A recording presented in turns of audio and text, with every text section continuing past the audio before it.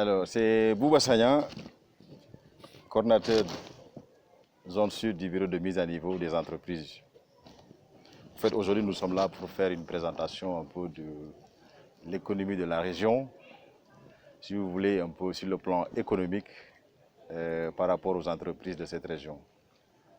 Donc, je suis invité avec mon collègue Diaouné, qui est l'administrateur du centre de gestion agréé au niveau de la Chambre de commerce, de venir assister à cette émission pour vraiment faire une présentation économique de notre région, qui est la Casamance, plus particulièrement notre région également, qui est la région de Ziguinchor. Diaouné, voilà, vous avez un mot à dire par rapport à cela?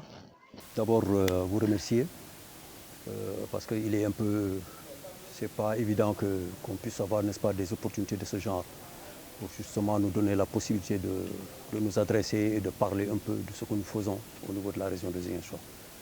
Parce que comme vous l'avez dit tantôt, nous sommes centre de gestion agréé de Ziguinchor. On s'occupe justement de l'accompagnement de la PME et de la PMI. Donc aujourd'hui, si on nous donne cette possibilité franchement de nous adresser aux PME PMI, je crois qu'on vous remercie, on n'aura pas assez à vous remercier. Donc en fait, c'est cette occasion-là que nous avons. Et encore une fois, merci de nous avoir donné cette possibilité vraiment de parler un peu du CGA et un peu, comme vous l'avez dit tantôt, n'est-ce pas, de l'économie de ces régions-là. Et voilà, merci beaucoup, Bouba. Merci Diaouné. Aujourd'hui, nous allons commencer par une présentation d'abord de notre région et également de parler un peu de la problématique économique de notre région et voir éventuellement quelles sont les solutions que nous pouvons apporter par rapport à cette économie régionale. Ok, si vous voulez, au niveau de notre région, nous avons le secteur de la pêche, le secteur de l'agriculture, le secteur de l'élevage, le secteur du tourisme, nous avons l'artisanat également, nous avons également le commerce, n'est-ce pas, au niveau de cette région-là. Mais nous avons constaté qu'au niveau de cette région, il y a beaucoup de choses à faire, beaucoup de choses à faire. J'aimerais bien qu'on essaie de les détailler secteur par secteur afin de trouver des solutions adéquates pour notre région. Dans un premier temps, au niveau de cette présentation, je vais essayer de parler un peu sur l'agriculture et toucher les autres secteurs. Nous constatons dans notre région, nous avons un seuil de pauvreté de 73%, qui fait que aussi, ça demande beaucoup d'efforts pour vraiment développer cette région. Et nous avons 80% de la population de cette Casamance vit de l'agriculture. Donc si vous constatez que nous avons que 28% de nos terres qui sont seulement utilisées. Donc il y a un potentiel énorme à relever. Qui fait que nous, au niveau du bureau de mise à niveau également, nous avons pensé nécessaire de venir en appui techniquement et financièrement les entreprises qui sont formalisées dans cette région afin de mieux les accompagner pour que demain, elles puissent être compétitives. Sur ce créneau, avant que je continue un peu ma réflexion sur l'agriculture, je voulais laisser un peu le temps de faire une présentation sur la pêche, parce que j'avoue également que vous êtes un acteur fondamental, n'est-ce pas, du secteur de la pêche, plus particulièrement votre GIE Kasumai TFS. Que tu fais un excellent travail dans ce GIE-là. Et pour vous donner un peu le temps de présenter un peu le secteur de la pêche avant que je continue dans le secteur de l'agriculture. Merci Bouba de cette opportunité, comme je l'ai tantôt dit. C'est vrai, vous me donnez aussi cette possibilité, n'est-ce pas, de parler un peu, n'est-ce pas, du secteur dans lequel j'évolue aussi. Parce qu'au-delà, n'est-ce pas, de ma fonction, n'est-ce pas, d'administrateur au niveau du centre de gestion agréé, mais je suis aussi administrateur au niveau du quai de pêche. Alors, le quai de pêche, c'est un patrimoine de l'État du Sénégal. Ça a été financé par l'Union européenne justement pour accompagner le secteur de la pêche. Parce qu'à l'époque, on avait un secteur qui était porteur, n'est-ce pas, d'autant plus qu'il contribue, n'est-ce pas, à la croissance, n'est-ce pas, de ce pays. Mais malheureusement, les acteurs étaient désorganisés. Alors donc, tout un chacun était dans son coin, chacun travaillait comme il voulait. Alors si bien que ça ne pouvait pas avoir un impact. Ce qui a fait qu'aujourd'hui, on s'est organisé, nous, en tant que GIE, mais c'est une interprofession, parce que c'est un GIE des GIE. Parce que, à la limite, si vous regardez la composition de ce GIE Kasumai TFS, il était composé de 56 GIE. 56 GIE, donc avec un potentiel de plus de 700 membres. Vous voyez ce que ça fait. Donc c'était justement, on avait porté, n'est-ce pas, parce qu'il y avait il y avait des problèmes au niveau de ce secteur-là. On avait des problèmes par rapport à la mise à terre, n'est-ce pas, de nos produits, de nos espèces halieutiques. On avait des problèmes par rapport à la valorisation, n'est-ce pas, de ces produits. On avait des problèmes par rapport à la commercialisation. Alors, du fait qu'on travaillait dans un secteur qui n'était pas du tout organisé, qui n'était pas sain. Donc, ce qui a fait qu'on a porté, on a fait un plaidoyer, l'État nous a entendus, il nous a demandé de nous organiser en interprofession. Ce qui a fait qu'aujourd'hui, nous avons bénéficié, n'est-ce pas, de ce qu'on appelle, n'est-ce pas, le quai de pêche de Ziguinchor. Donc, ça a été financé par l'Union européenne, via par le ministère de l'économie maritime, et que l'économie maritime a cédé, a fait une concession à la commune, à la communauté locale, et que cette communauté locale qui nous a fait une sous-concession, nous en tant qu'acteurs de la pêche, parce qu'il était dit dans la feuille de route, dans les cahiers de charges, c'était les professionnels qui pouvaient gérer, n'est-ce pas, ce qu'on appelle les quais de pêche. Alors depuis lors, donc depuis 2003, on existe, 2005, on a commencé à fonctionner, donc de 2005 jusqu'à nos jours, on fonctionne. Et voilà, si vous regardez actuellement le quai de pêche, il est actuellement organisé parce que tout en chacun, vous avez les départements, vous verrez que quand vous rentrez au sein du quai de pêche, vous avez la partie qui est affectée aux artisans, vous avez la partie qui est affectée, n'est-ce pas, aux micro-mareyeurs, d'autres pour les mareyeurs et d'autres pour les pêcheurs, et ainsi de suite. Et il y a aussi des industries halieutiques aussi qui sont là-bas, des fabriques de glace, et c'est ce qui font aussi de la transformation des produits halieutiques. Donc c'est comme ça qu'on est organisé. Donc l'espace, il y a suffisamment d'espace. On a fait un grand plaidoyer, donc si bien qu'aujourd'hui, nous avons ce qu'on appelle, n'est-ce pas, des partenaires chinois qui sont en train de venir. Et nous avons récemment aussi reçu des partenaires, n'est-ce pas, espagnols qui sont en train de venir. Donc il y a aussi des nationaux, n'est-ce pas, qui s'organisent pour justement essayer de voir comment mettre en valeur, n'est-ce pas, ces produits. Parce qu'on a remarqué qu'à travers nos statistiques des services de pêche de 2016 à 2019, on a presque plus de 58% qui sont transformés artisanalement. C'est-à-dire, en transformé artisanalement, ça veut dire quoi? C'est transformé en produits secs. Hein? C'est-à-dire le guedj, ce qu'on appelle communément le guedj, et parfois aussi on l'appelle aussi le métora. Alors donc, ce sont des produits qui sont transformés parce que faute d'industrie halieutique, hein, forte, n'est-ce pas, des fabriques de glace fortes, pour nous permettre véritablement de capter ces 58%. Donc sur 200 000 tonnes produits, imaginez 58% sont transformés artisanalement. Donc c'est-à-dire que là, la perte elle est énorme. Elle est énorme. Si on pouvait valoriser ces 58%, c'est ça notre combat aujourd'hui. C'est ce qui fait qu'on a fait un plaidoyer pour que les gens viennent. Nous aussi, on est en train de se battre pour mettre en place une industrie forte, mais qui va être gérée par les acteurs eux-mêmes, parce que souvent on est à la merci des capitalistes. Vous avez vu, je ne peux pas nommer, voilà, c'est justement pour ne pas faire de publicité, mais des gens sont venus s'installer, mais des capitalistes, bon, pour dire que voilà, donc ils sont là pour accompagner les acteurs de la pêche, mais malheureusement ce n'était pas ça, ils sont animés par des capitaux. Donc nous notre ambition est autre. D'accord. C'est vrai qu'il y a le capital qui est là, mais d'abord l'aspect social.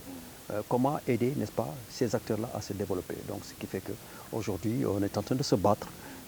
On a mis en place cette interprofession, mais entre autres aussi, on a créé ce qu'on appelle une société SARL, une société à responsabilité limitée. Nous avons un très grand projet, déjà que nous allons vous soumettre.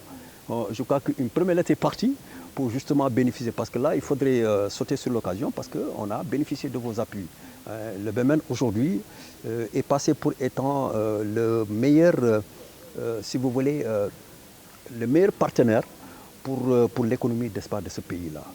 Aujourd'hui, les opérateurs ont des difficultés pour trouver, n'est-ce pas, des moyens pour se développer. Heureusement que le BMN est là pour nous donner cette possibilité-là. Donc le bureau de mise à niveau nous a donné cette possibilité-là justement pour aller. On a fait un premier pas, on va faire un deuxième pas, toujours avec le bureau de mise à niveau.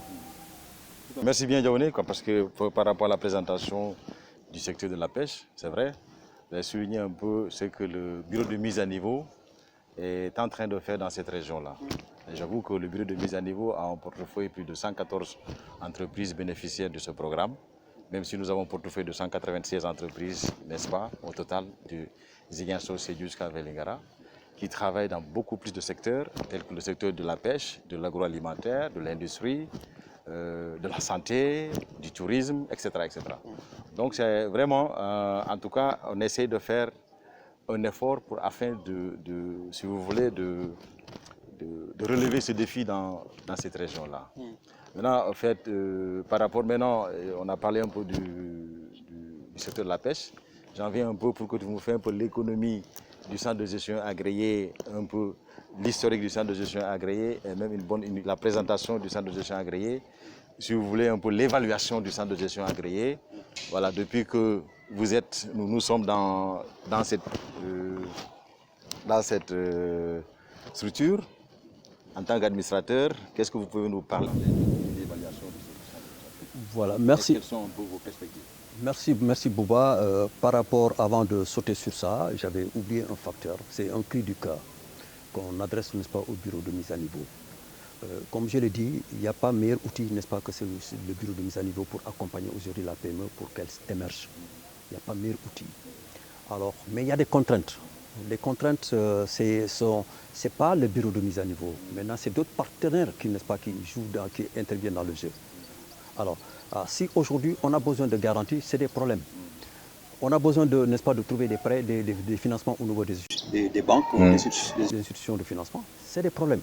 Alors, si le bureau de mise à niveau arrivait à régler ce problème-là, au niveau non seulement d'être, n'est-ce pas, un instrument pour accompagner à travers, n'est-ce pas, les primes qu'on donne au niveau de l'intermédiation qu'elle fait, mais qu'elle puisse mettre aussi un fonds de garantie et aussi même créer une institution de financement pour devoir nous accompagner.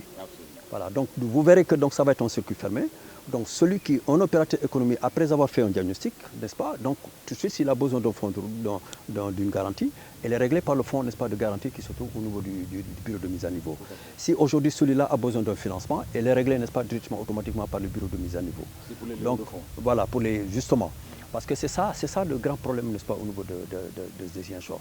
Déjà, nous sommes en train de réfléchir par rapport à la deuxième phase. La deuxième phase, elle peut coûter plus de 700 millions. Le dossier est déjà bouclé, le plan d'affaires est déjà fait pour aider le secteur de la pêche. Alors, on se pose la question, est-ce qu'on va trouver, n'est-ce pas, un partenaire ici, un partenaire financier ici pour nous aider à réaliser ce projet. Je pense que c'est possible. Voilà, donc c'est ce que je tenais à dire.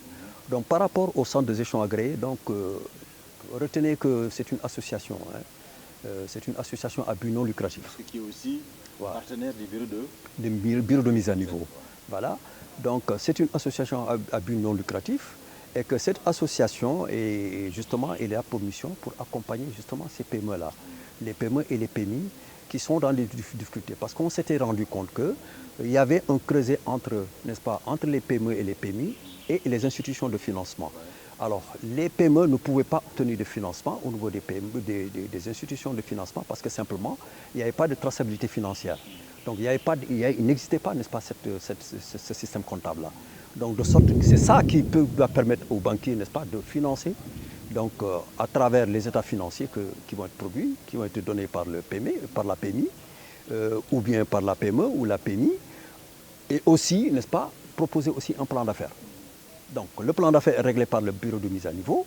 Les états financiers sont réglés par, n'est-ce pas, le centre de gestion agréé, ce qui a fait qu'on a bénéficié, n'est-ce pas, d'un accord avec, on a signé un accord tripartite entre le bureau de mise à niveau et l'ordre des experts comptables. Donc, c'est parce que justement le bureau de mise à niveau a compris.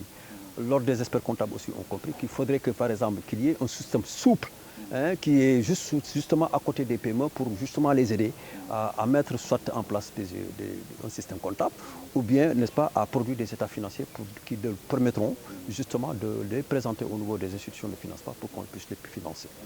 Donc franchement, voilà, le CGA, c'est ça. Donc on fait aussi, au-delà de la production des états financiers, mais on fait des plans d'affaires aussi. On fait ce qu'on appelle aussi des formations en gestion. D'accord? On fait de l'intermédiation aussi, parce qu'on l'a fait. On a formé les gens, on a fait de l'intermédiation financière à travers les banques ont financé. Donc c'est-à-dire que quelque part, donc voilà, on finira jamais assez pour dire que vraiment le bureau de mise à niveau est toujours, n'est-ce pas, le plus... Qu'est-ce que vous attendez encore du bureau de mise à niveau par rapport au... Qu'il soit érigé d'abord, que le bureau de mise à niveau soit érigé en ministère. Moi, c'est ça mon souhait. Qu'il soit érigé en ministère pour accompagner justement la PME. Et en ayant dans son sein le fonds de garantie et, n'est-ce pas, des institutions de financement qui sont liés directement avec, n'est-ce pas, le bureau de mise à niveau pour justement accompagner la PME. Et sans cela, ça va être des problèmes. Ça va être difficile pour qu'on puisse réussir notre mission. Donc voilà, par rapport au CGA, on accompagne toujours la PME, on attend toujours, on tend la main parce qu'on a déjà fait un contrat, le contrat est arrivé à terme, donc on attend toujours, n'est-ce pas, pour que le BME, le bureau de mise à niveau, n'est-ce pas, puisse, la deuxième phase, pour que justement qu'on puisse accompagner la PME. Je pense que l'appel est bien entendu par M. Diouf, du bureau de niveau. Le CGA demande une deuxième phase, n'est-ce pas, d'accompagnement pour toujours continuer à accompagner les PME. Et ce n'est jamais assez parce qu'elles en ont vraiment besoin de cet accompagnement. Et souvent, ce n'est pas facile de faire comprendre les entreprises sur l'importance des états financiers de façon formelle. Et j'avoue également que le CGA est agréé au ministère des Finances, n'est-ce pas, qui travaille en étroite collaboration avec le service des impôts. Je voulais juste aussi montrer un peu une présentation un peu des résultats du bureau de mise à niveau par rapport aux primes. Quand vous regardez un peu, nous avons, pour tout ce qui est cible bénéficiaire, pour l'élevage, nous avons 4%, pour tout ce qui est BTP, c'est 6%, pour l'agroalimentaire, c'est 35%, et pour hôtellerie et tourisme, restauration, on est à 48%. On regarde que l'aspect tourisme revient et est plus important au niveau de ce truc. Donc, qui fait qu'au niveau de l'évolution des investissements des financements, nous avons constaté au niveau pour le nouveau programme Développer l'emploi au Sénégal, au niveau de cette région, nous avons approuvé des financements de 2 256 648 170 et qui ont des primes de 842 277 208. Ça, c'est des primes approuvées par rapport au nouveau programme récemment.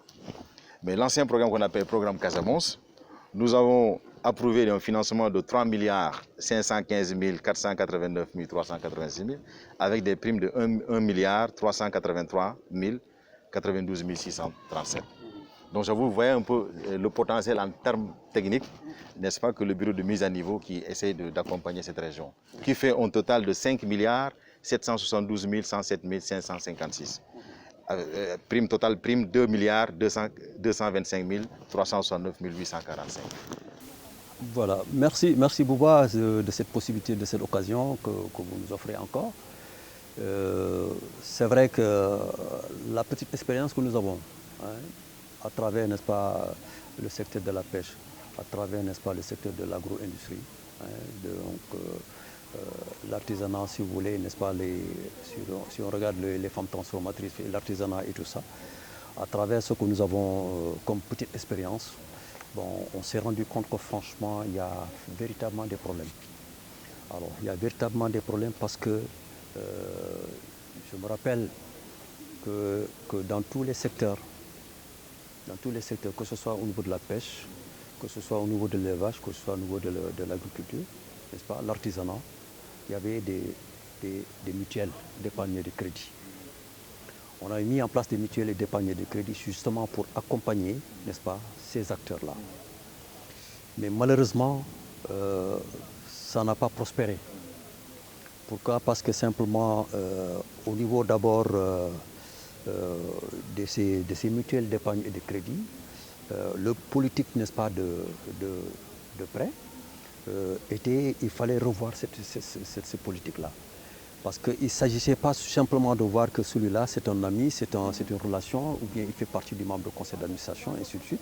Il a des relations, n'est-ce pas, le copinage, on doit le financer. Parce que lui, derrière, donc, il va s'agripper, n'est-ce pas, par rapport à cette relation-là pour ne pas, justement, être un bon payeur. Alors, donc, ces mutuelles ont trébuché, ont essayé de faire tant soit peu, mais malheureusement, ça n'a pas prospéré. Parce que, justement, le choix, n'est-ce pas, cette politique de prêt, de prêt n'était pas tellement fonctionnel. Alors, de l'autre côté, non seulement il y avait cette politique de prêt, mais il n'y avait pas de suivi. Il n'y avait pas de suivi. Donc, on ne suivait pas, n'est-ce pas, ce qu'on prêtait de l'argent. Alors, donc, si bien qu'ils étaient laissés comme ça, ils avaient le prêt. Alors, parfois, il y a ce qu'on appelle des détournements d'objectifs. Ils se fixent un objectif. Donc, s'il n'y a pas quelqu'un derrière qui le suit, donc, automatiquement, n'est-ce pas, il oriente, n'est-ce pas, le financement ailleurs. Donc, c'est ce qui fait que parfois aussi, ça jouait un grand coup aux mutuelles. Alors, le recouvrement, aussi a joué un jeu parce que au niveau de ces mutuelles, il n'y avait pas de ligne de crédit, il n'y avait pas de ligne de fonctionnement pour justement outiller ceux qui sont les agents de crédit pour aller... Ces mutuelles, il y en avait combien? Ah oui, ce que je peux maîtriser aujourd'hui, le secteur de la pêche, il y en avait, mais actuellement elle a fermé. L'artisanat, elle a fermé. L'agriculture, l'élevage aussi de l'autre côté a fermé. Voilà. Donc le commerce aussi a fermé parce il y avait le marché, on était au niveau du marché, en face du marché Saint-Maur. Là aussi ils ont fermé.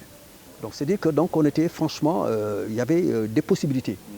L'État aussi avait mis des fonds pour accompagner, on se souvient ce qu'on appelle le fonds PMIA, qui était pour moderniser, n'est-ce pas, et intensifier l'agriculture. Il y avait des fonds qui étaient là, qui étaient logés à travers, n'est-ce pas, ces mutuelles. Mais malheureusement, comme je l'ai dit, hein, il y avait un système qui n'était pas tellement huilé. Donc les mutuelles étaient là, ils donnaient des prêts, donc il n'y avait pas de suivi. La politique de prêt aussi n'était pas tellement ça, parce que c'était des connaissances, des relations et tout ça, ce qui fait que donc, les gens n'ont pas fait jouer le jeu. Donc ils n'ont pas prêt, ils n'ont pas remboursé. Et au-delà de ça, parce qu'ils se sont rendus compte que parce qu'il n'y a rien qui va aller, il n'y a pas de sanction. Donc voilà, rien n'est venu. Il n'y avait pas de suivi. Donc ce qui fait qu'aujourd'hui, ce côté-là, ça va être un peu difficile justement pour... On peut revenir là-dessus, mais par le biais de ce qu'on appelle, moi je l'ai toujours aimé, le système des coopératives. J'ai beaucoup aimé ce qui se passe dans le Sédhiou. Ils ont mis en place des coopératives, mais ces coopératives-là réglaient, n'est-ce pas, l'agriculture, l'élevage et la pêche. D'accord? S'ils ont besoin en termes d'intrants, c'est la coopérative qui réglait ce problème-là. Alors donc les acteurs venaient prendre. S'ils avaient besoin de fonds de roulement, c'était pris aussi au niveau de la mutuelle qui est mise en place au niveau de la coopérative. C'était une société financière qui réglait le problème. Mais en retour, la coopérative qui achetait, n'est-ce pas, les produits. D'accord? Que ce soit de l'agriculture, de l'élevage, ainsi de suite, qui le prenaient et le revendaient. D'accord? Et maintenant, ils reversent, n'est-ce pas, des dividendes, n'est-ce pas? C'était franchement, si on peut revenir à ce système-là, et aussi le financement, ce qu'on appelle le financement participatif, parce qu'aujourd'hui, on ne peut pas tout attendre de l'État, comme vous l'avez dit tantôt, mais on peut, par exemple, entre 5 acteurs, 5 personnes, ben, on se dit qu'on a besoin de 100 000 pour fonctionner, ben, on se cotise. Ben, le financement participatif, c'est possible. Ne serait-ce que mettre en place quelque chose, après maintenant l'État viendra. L'État ne peut accompagner que celui qui existe. Alors donc si on fait des efforts, donc je pense que l'État pourrait justement accompagner les gens. Voilà, donc c'est ça, les jeunes, nous on est en train de centrer, on est en train de les aider. Vous avez vu, on a signé des conventions avec des universités. On a vu telles que l'ISM, l'UKO et tout ça, même l'université à Sansec, les étudiants venaient nous voir.